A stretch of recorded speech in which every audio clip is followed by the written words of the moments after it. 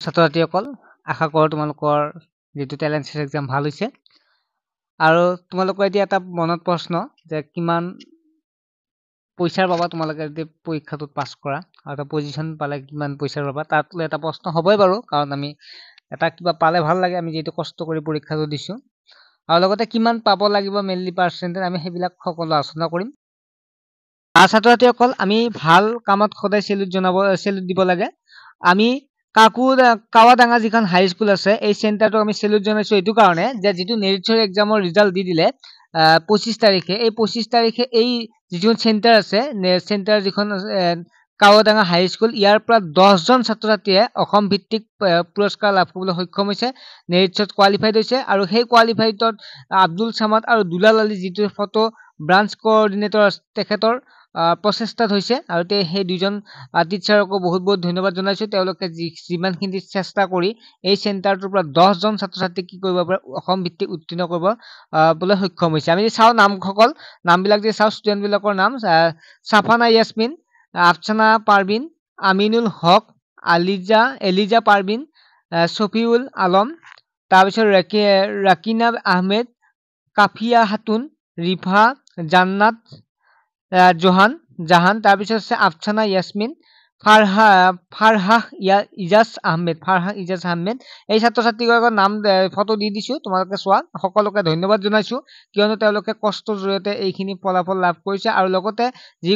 যি টিচাৰে তেওঁলোকক যেটো আব্দুল সামাদ বা দুলাল তেওঁলোকক ধন্যবাদ জনাইছো আৰু লগতে যিগৰাকী ব্যক্তি হৈছে মেনেজিং ডাইৰেক্টৰ পিংকু চৌধুৰী তেখেতকো ধন্যবাদ জনাইছো তেওঁৰ যি এই প্ৰচেষ্টা তেওঁলোকৰ প্ৰচেষ্টাৰ জৰিয়তে ছাত্ৰ-ছাত্ৰীসকলৰ যেটো টেলেণ্ট ইমপ্ৰুভ হোৱাত সহায় কৰিছে গতিকে তেওঁ ছাত্ৰ-ছাত্ৰীসকল তোমালোকৰ যেটো ৰিজাল্টত তোমালোকে পেমেন্ট পাবা প্ৰথম মই কৈ দিছো ফাৰ্ষ্ট পজিশন যিগৰাকী পাব তেখেতে ষ্টেট ওয়াইজ টপাৰ ৰাখা হ'ব ঠিক আছে তিনিটা পজিশন থাকিব টপাৰত ষ্টেট ওয়াইজ ফাৰ্ষ্ট পজিশনে পাব 10000 এতিয়া তোমালোকে কোৱা পাৰে এজনে পাব নেকি ফাৰ্ষ্ট পজিশন এজন নহয় তাতকৈ দুজনো হ'ব পাৰে তিনিজনো হ'ব পাৰে সেকেন্ড পজিশন হোল্ডাৰ থাকিব 8000 টকা যিসকলে সেকেন্ড পজিশন পায় তেওঁলোকে লাভ কৰিব পাৰিব 8000 কৈ টকা